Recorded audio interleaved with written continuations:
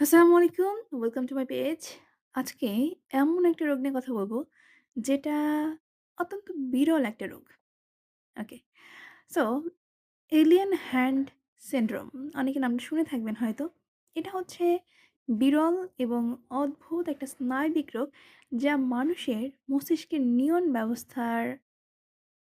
নিয়ন্ত্রণ ব্যবস্থার সমস্যার কারণে হয়ে থাকে। এই রোগে আক্রান্ত ব্যক্তি নিজের হাত নিজের ইচ্ছার বিরুদ্ধে নড়াচড়া করে। অর্থাৎ হাতটা আপনার, কিন্তু আপনার কথা মতো চলবে না। এটা অটোমেটিক মানে স্বয়ংক্রিয় হয়ে কাজ করবে। ওকে, রোগী বুঝতে পারে হাতটা তারই, কিন্তু সেটিকে নিয়ন্ত্রণ করতে পারে না। ওকে, অনেক সময় হাত হঠাৎ করে জিনিসপত্র ধরতে, ছুঁতে বা সরাতে থাকে।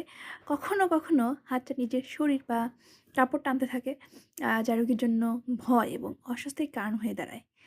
এই অবস্থায় রোগীর মানসিক চাপ বেড়ে যায়। সাধারণত ব্রেনের ২ অংশের সংযোগকারী অংশ কর্পাস ক্যালোসাম ক্ষতিগ্রস্ত হলে এই রোগ দেখা দেয়। স্ট্রোক, ব্রেইন ইনজুরি, টিউমার বা ব্রেইন সার্জারির পর এটা হতে পারে। এই রোগে আক্রান্ত ব্যক্তির দৈনন্দিন কাজকর্ম ব্যাহত হয়, সামাজিকভাবে লজ্জাজনক পরিস্থিতি তৈরি হতে পারে।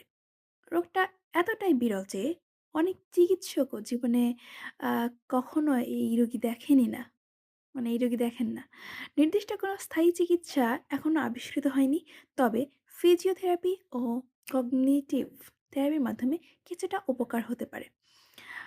কিছু ওষুধ উপসর্গ কমাতে সাহায্য করে। এখন এই ক্ষেত্রে রোগীকে মানসিকভাবে সাপোর্ট দেওয়াটাই হচ্ছে প্রধান একটা ওষুধ হিসেবে কাজ করে।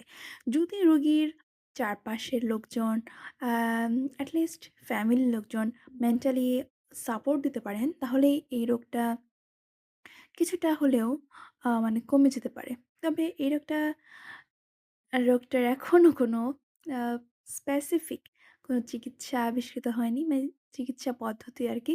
ইভেন মেডিসিন আবিষ্কৃত হয়নি। সো আমরা দেখব যেন prevention is better than cure. অর্থাৎ আ আরোগ্যের চেয়ে প্রতিরোধ ব্যবস্থা ভালো। এখন যদি হঠাৎ হয়েই যায়, তাহলে কিছু করার নাই। মেন্টাল সাপোর্ট দিতে হবে, তাদের পাশে থাকতে হবে, তাদেরকে অবহেলা করা যাবে না।